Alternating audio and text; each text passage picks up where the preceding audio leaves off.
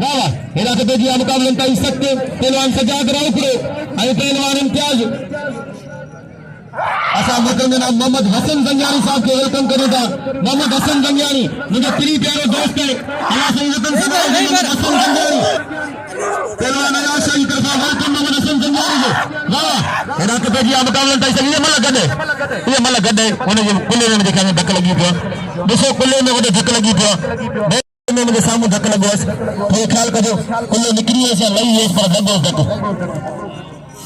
अल्लाह से रहम कजो अल्लाह से करम फरमाइंदो कुल्लो मुझे ख्याल से निकरी वेठस गुलाम नबी शीदी मेरा बाबा ये रश छा जो ये गनवा को छो बिठाए ओ नड़ा नबी शीदी मल गड थिया धक लगे तू वनी नाम वठ